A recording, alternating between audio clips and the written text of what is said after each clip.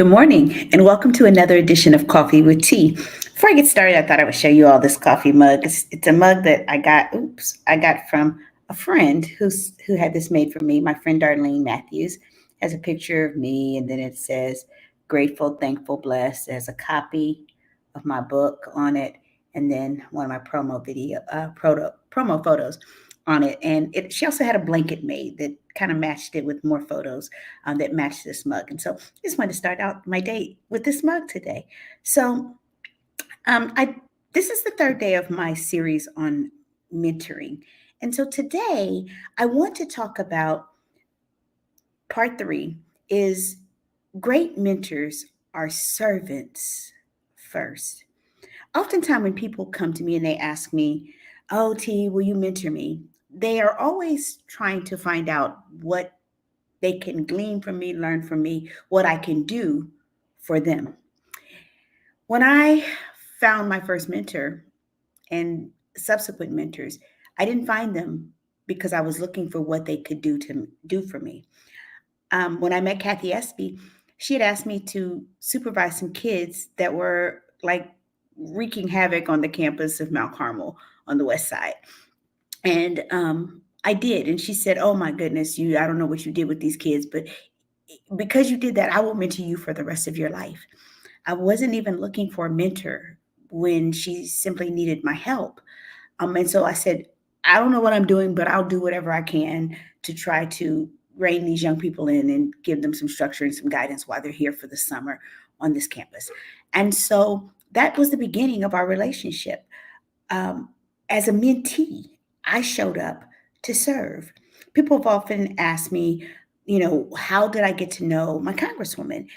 I didn't show up looking like so many people for what she could do for me.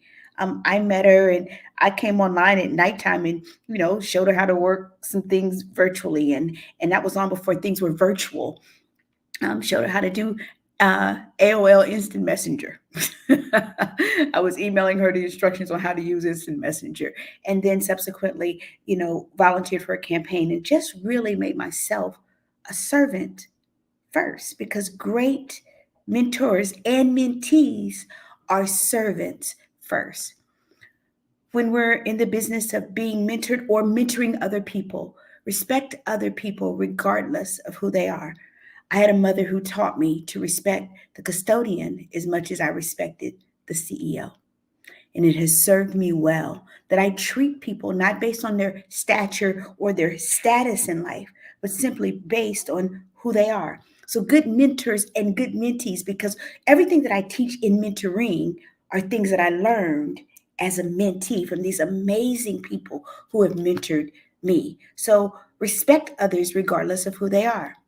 Value people above the task to be done. Sometimes when I'm mentoring young people, they have things that they bring to the table, and they can't even get to the mentoring part until we can solve whatever the issues are that they're facing. And so I'm really clear that no matter what the task is, I got to do this, I got to get this program done today, but I'm always valuing people above the task that has to be done. That's what I do as a mentor, but it's also what I do as a mentee. If you can begin to see that the roles are not really that inseparable, they go together. How you mentor is a direct result of how you have been mentored. So you show up as a mentor, hopefully the same way that you showed up as a mentee based on what you've been receiving. Value ethics over profit and desires. One of the things that I teach young people: don't cut corners. It always catches up with you. Do what is right because it is right, period. Do what is right because it is right. And because you do that, people who cut corners and put profits and desires above ethics always lose in the end. Lead, serve, and walk in humility. When I'm serving people, it's never about me. I'm really clear that but for the grace of God, the circumstances that people are going through could be me, but for the grace of God. And so when I serve or when I'm leading, I do it with humility, recognizing there's nothing amazing in me. It's not in all of the people that I have the awesome opportunity to serve. I don't know if you ever notice that I always close out my broadcast with "There's nothing amazing in me that's not in each and every one of you," because that place helps me to remember that my status means nothing. Our status together means everything. And so I always encourage people, whether you're the mentor or the mentee, lead, whether you're leading or whether you're serving, whatever you do it with humility.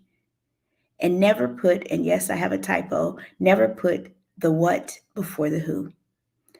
Never put what you are doing. I'm serving the homeless. Stop it. Stop putting the service before the people that you serve. I'm doing this. Stop it. The doing is not as important as the people for whom you are doing it.